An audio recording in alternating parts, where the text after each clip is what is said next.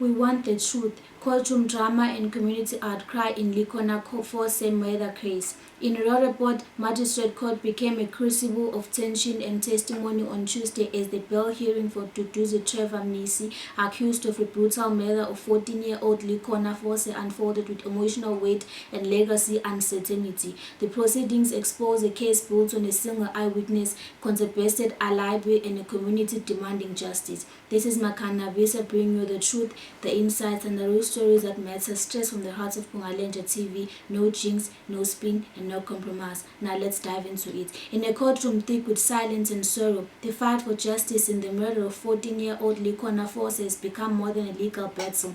It's a test of a nation's conscience as the accused Mduduzi Mnisi pleads for bail. The community outside demands answers. Inside, the evidence is thin, the grief is heavy, and the truth remains elusive. What unfolded on 2 July was not just a hearing, it was a reckoning. Likona Force, a grade 8 learner at Ikusasa Secondary School, was reported missing on the 31st of May. Her mutilated body was discovered the next day in a field near her home in Durban Deep. The brutality of the murder, including the removal of her genitals, has led to suspicions of a hate crime or ritualistic killing. Likona identified as a lesbian.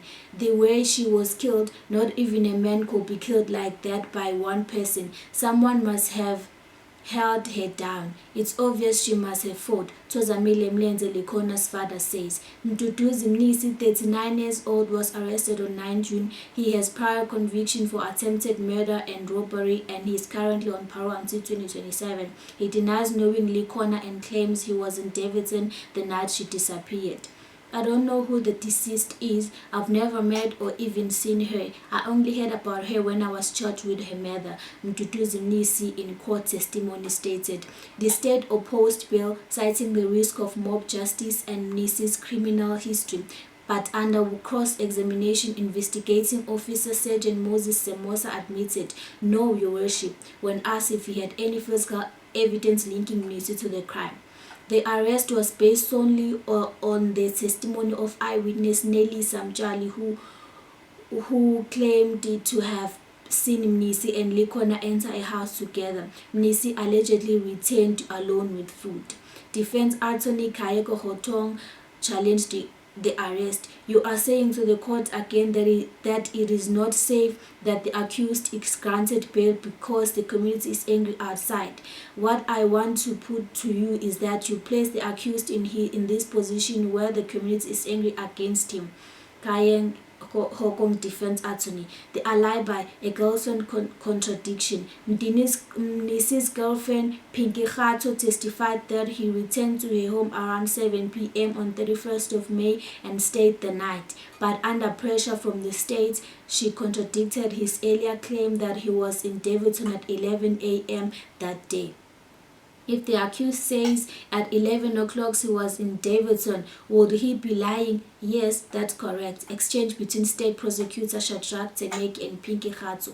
Voices from the community and beyond. The courtroom was surrounded by protesters holding placards demanding justice. The community's fear and anger were echoed by officials and activists. Her tragic and brutal killing, suspected to be linked to occult practices, has shaken the community.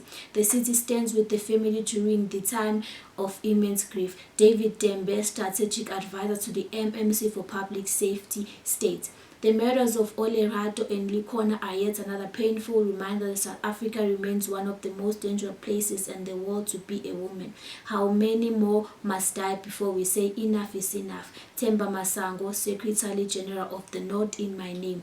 Communities need to work together. They need to make sure that our children are safe at all times. If there's people that might have witnessed anything, they need to report to the law enforcement agencies. Steve Mabona, Gauteng Department of Education spokesperson, states. The case has been postponed to 9 July 2025 when Mrs. Parole officer is expected to testify. The court's decisions on bail may hinge on whether Mrs. is deemed a flood risk or a dam a danger to the community. This is more than just a trial. It's a reckoning with how justice is pursued under pressure, how communities respond to trauma, and how the lives of young girls like Likona are too often lost in silence. We came here hoping to get answers, but we live with more pain each time. So Zamile Mlenze, Likona's grandfather, states. As the court adjourns until 9 July, one question lingers like smoke in the air. Will justice for Likona be swift, or will it be sacrificed to shadows and speculation? For her family, each delay is another wound. For her community, each unanswered questions deepen the ache. And for South Africa, this case is a mirror reflecting the violence we've normalized, the children we fought, and the justice we still owe. She was 14, she had a name, she had a future, and now she had a story that must not be forgotten.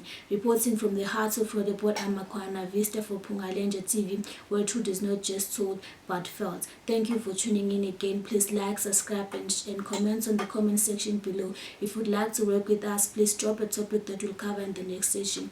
Thank you.